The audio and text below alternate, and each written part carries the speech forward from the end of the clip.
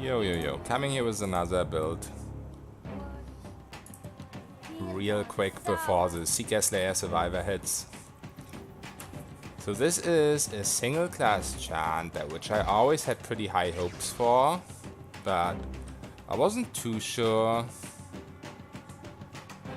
about mostly the dragon summon. I knew that the upgraded Eldnari is really strong because it goes from 4 base to 10 base, no, to 12 base jump targets. So you get an increase of 9 base. Also you get an additional power level as level 19 chanter ability. What's it called? Prestige. So I think you actually gain 10 jumps with the skill. And the way jumps work in PoE 1 is pretty good. So basically it doesn't matter if you hit the initial target, it will still jump. And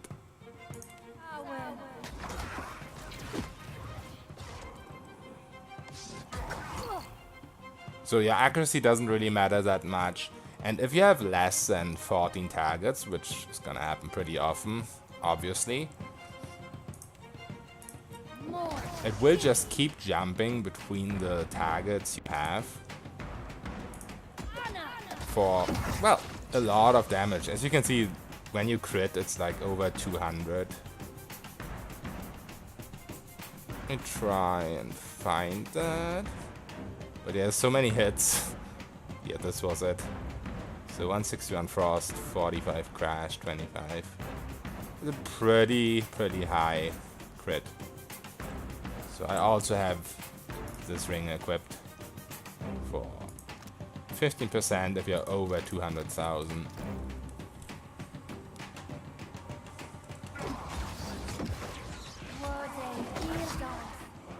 So yeah, Seeker Slayer Survivor is gonna come out.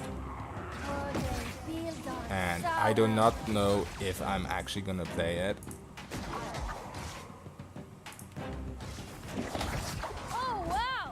Because Pathfinder Kingmaker is also gonna come out the exact same day. And I'm definitely gonna play Pathfinder Kingmaker over PoE. But maybe I'm still gonna find time to play this on the sides. Get you next time. But yeah, my last build video took way too long after I played on TCS on stream. I really wanted to make a build video right after, but I never did. And it took me a whole month, so that's why this time the build is actually happening before the video, before the playthrough on stream. Because I don't upload my streams to YouTube because one of them got deleted because I had music in it, and I was really pissed about that. And ever since then I've just been streaming and not uploading to YouTube. And my main excuse was that I was gonna upload stuff like builds, but I didn't really keep up with it, so yeah, sorry once again. Let's try that again. And this build is only tested against really tough fights. I haven't really tested it since... I haven't really tested it for leveling, because a lot of my leveling routine is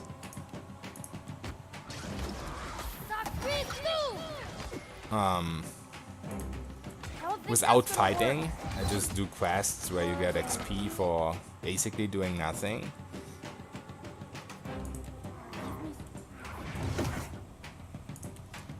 So I console created this guy to just test it beforehand, because if I'm gonna play TCS, And if I play TCS, Not breathe through. I don't want to die randomly to something because I didn't know how I was supposed to use my class in that specific fight. So yeah, here we are. This fight I had to use extensive buffs, but most fights you don't even have to use drugs. You can have like a drug crash on you. Maybe not the mouse car crash because it's pretty potent. But you usually want some type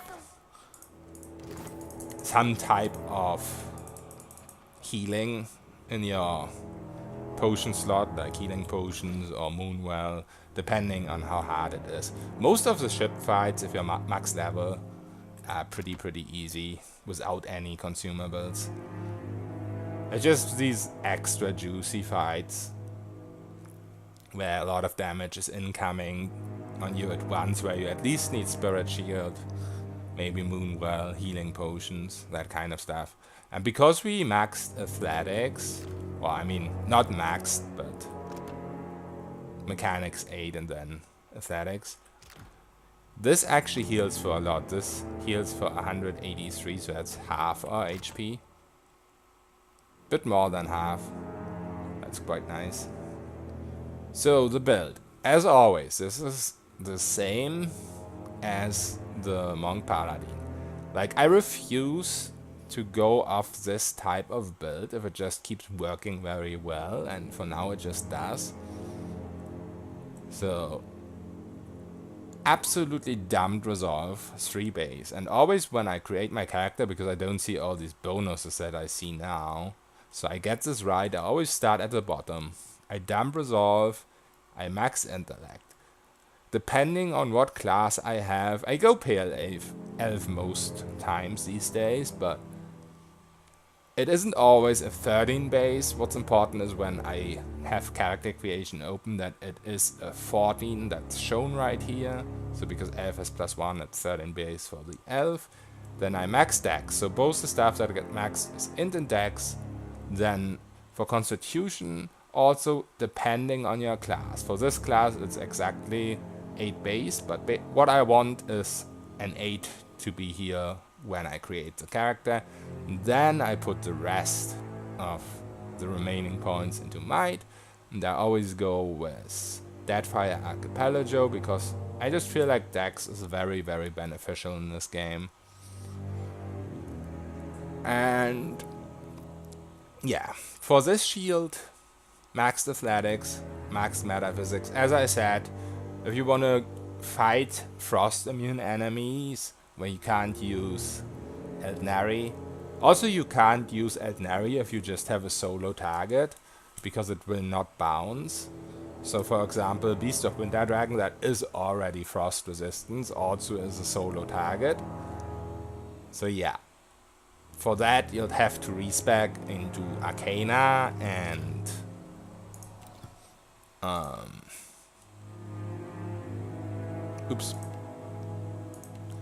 Arcana and Meteor Shower. But the main thing you need to worry about in the Beast of Winter fight is having a lot of healing over time. And as I said, if you switch this type of healing, you could just put it into B, do this and do this.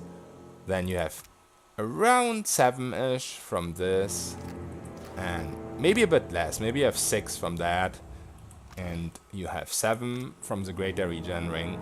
This is because of A, the Dawnster's Blessing, and B, B, the old sea. No, I messed that up.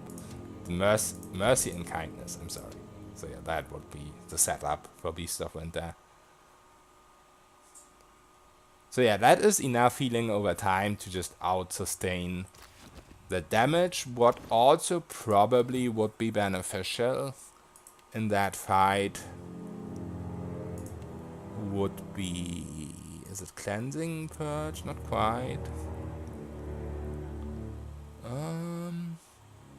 Major Recovery. That would also be very beneficial, because yeah, the dragon casts overtime effects on you, and one of them even heals the dragon. So yeah, having this would be really, really good. But for example, you wouldn't use Moonwell in that fight because it lasts very, very shortly.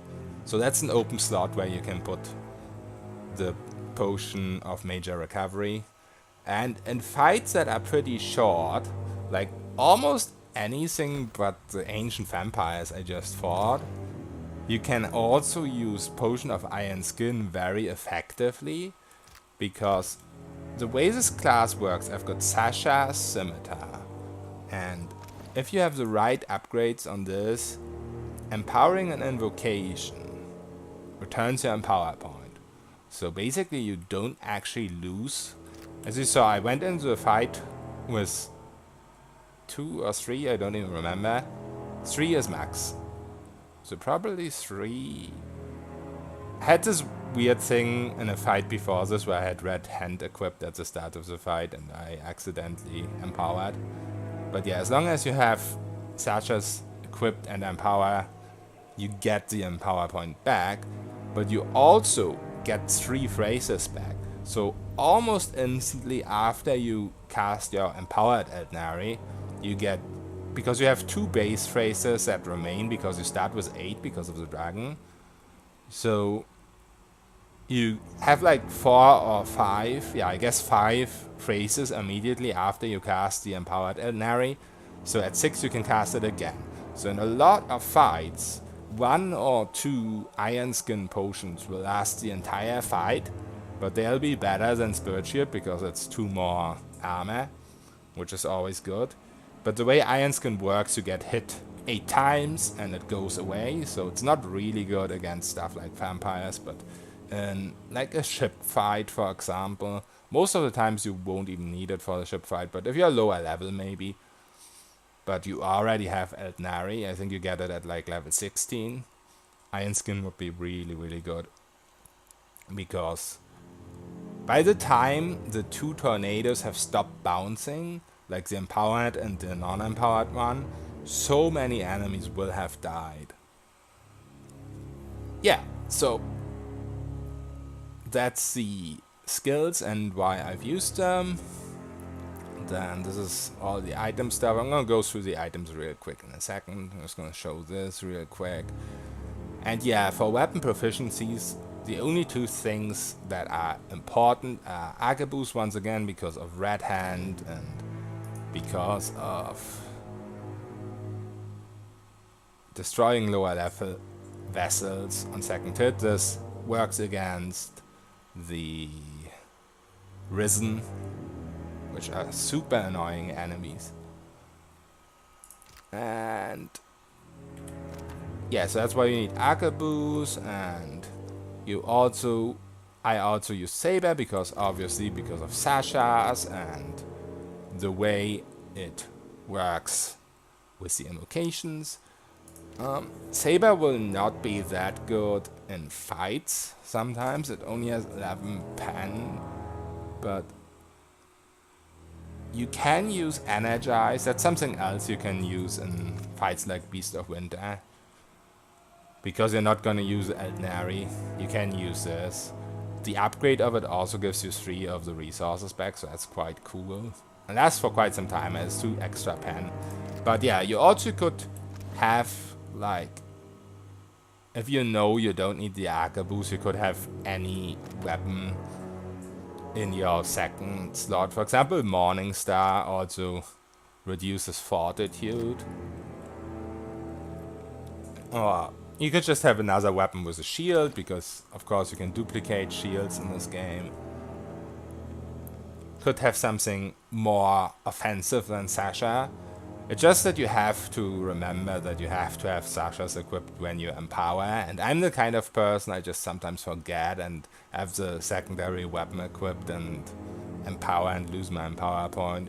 And because this is a low rest approach, that can't happen more than 3 times, because if it happens more than 3 times, you have to rest again, or you won't have any empowered left. So yeah, Everything else, you just personal preference. Arquebus and Saber are important.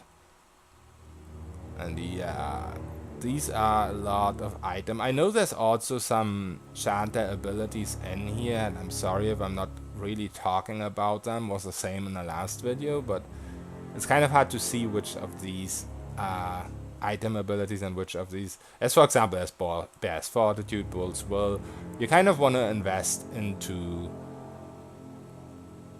Fortitude and Will. I don't know if I did Reflex too. I did Reflex too, but it's not that important because of weapon and shield style, of course. You can see my Reflex is pretty crazy high. And yeah, of course there's like Prestige, and also because Empower works in every single fight, even though I don't rest because of Sasha's, I took all the Empower stuff. Accurate, Penetrating Empower, Potent Empower. So yeah, definitely worth looking through these abilities. But I'm more going to talk about these, of course. So, of course, you get Brisk Recitation and Troubadour automatically because, well, it's a Troubadour. And yeah, most of the times you just want to be able to have enough Linger to... I did this at the end of the fight when I was low on invocations. You can do that, but usually you want to be able to stack like the Old Seek with the Mercy and Kindness, and the Linger is 50% longer because of the Troubadour from 3 base to 6. So both these abilities overlap. But yeah, once you're like down to 1 resource, you maybe want to switch to Brisk Recitation to go back to 6 real quickly, depending on how many enemies are left. If there's just 1 enemy left, of course, you can click this off again. Or maybe you never even needed to use it in the first place. All depends on how hard the fight really is. And yeah, these I kind of just took because there was nothing else I could have taken. I think that was the main reason I also went with Snake Reflexes, because there was just nothing else on the talent side I could take. Because like this, you're never gonna use this. You're only resistant to Dex, so I guess if you go to Nemnox Island and you know there's gonna be Petrify from the mages, you could preemptively cast this. But for the most part, because of this item, you're resistance to Dex, so normal base Dex afflictions, everything below Petrify won't actually affect you. But yeah, I took it because it could have some use if you know there's gonna be Petrify. I don't think it's probably actually necessary to use it, but it's good to have. And White Worms could be good if you have a single target left. I didn't do it right now. I could have done it with a vampire, but he was almost dead, so it didn't really seem worth it. And then yeah, this is the lightning one. This is pretty good against single target as well, but of course it depends on their armor class, and the pen for this is a lot lower than for Eldnari. And since it's only single target, I mean it's not single target, but it has a very tiny AoE, you're never gonna use it instead of Eldnari unless the enemy is frost immune. And this, you don't get the heal. At least I've never been able to get it. They're supposed to bounce it off a wall, but yeah, I've never been able to actually get a heal on myself. So this is mainly to do burn damage, but it could work against Beast of Winter Dragon. I think it's definitely something you can cast if you have Energized on you from this. Maybe Empower it once with Sasha's at the start of the fight. Should do a little bit of damage for sure, but 70 damage is just not a lot against a dragon with like 3 or 4k HP. So, as I said before, the main thing you want to have is healing over time, so you don't die to the very low-ish damage output of that dragon, but it's always constantly there over time. Probably gonna make a video on Beast of Winter as well. But yeah, I mostly showcased what I have. And of course I do have the dragon. I didn't show it in that fight with the vampire. But basically the dragon has a low-ish pen on its basic attack. But it's got a tail swipe, and the tail swipe has 19 pen, which is pretty giant. The tail swipe can hit your character if you're inside the red circle. Of course, if you're playing TCS, you're not gonna be able to see that circle, so you always have to make sure you're a bit away from the dragon. It's also got a fire brass, which has like 17 pen, I think, and that has a bigger area that can hurt friendlies, so you have to be more careful with that one, especially on TCS. But yeah, the dragon is solid compared to the other summons, I would say. It's not amazing, but it's solid. But the main thing, of course, that makes this guy good is Eldnari upgraded. Because if you are a single class, you can just... if you are a multi-class, you can just take the normal base Eldnari, and it's just a lot worse. Of course, if you're Shantae Paladin, you're a lot less squishy. You don't need to pop potions all the time and shit like that. But also your damage is so much lower. The damage output of this class on more than one target is just insane. So, item-wise, I tried out this. I should have used this on my monk as well. The only time this is not gonna affect you is on ship battles. But what I overlooked the first time I looked at this item is that it also gives you deflection. So this is basically like a cloak of deflection, but it also gives you 7 to the others. So it's actually a lot better than the thing we just picked up. And you don't even have to put points into history. This maxes out at like 15 or 16 to other defenses except deflection. But yeah, since deflection is so important, and stuff like reflex is always going to be crazy high anyway, you don't really need that much to the other defenses, you just need deflection anyway. And yeah, as always on minimal rest approaches, you can have a wound. This is beautiful. Like Thank I've got you. the stride wound that you get on the place where you get the cloak, the scorched cloak. And I have this, so I never can be anti-healed. And I have this, so I can't be interrupted. This is much more important on the Shantae than it was on the Paladin Monk, because you don't want to be interrupted out of your Eldnari, obviously. Got the patinated plate here.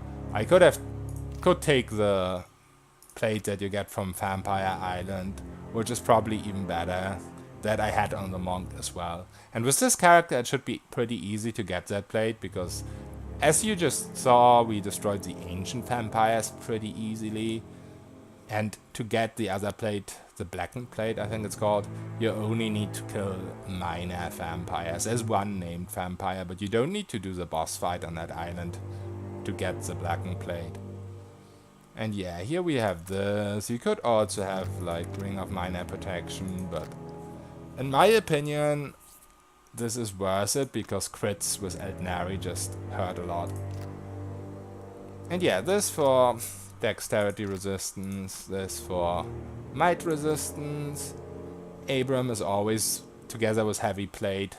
You just have a pretty good recovery. Like the armor only has 34% recovery instead of 55, which is pretty big. And yeah, Charm of Bones, mainly for intellect and accuracy against vessels. Once again, this can be useful against Beast of Winter if you happen to get the Risen Mage, but it's not guaranteed. And what else do we have? Yeah, I guess that's all for the items. This fully upgraded. I didn't really use Sword's Might. It is 1 per encounter. No, it's not. Never mind. But yeah, you have to hit in melee with it, so it's not that amazing because we have a large shield, we have -8. Yeah, once again, the lowered accuracy from the large shield is not that much of a problem in the fight. As long as you have at least 2 targets, once again, that's important. Because the way bounces work in this game, no matter if you hit the initial target, it will keep bouncing. And it will most definitely hit a lot, even if their fortitude is really high. As it was against these guys. They have 30 more fortitude than I had accuracy. And it just kept hitting them.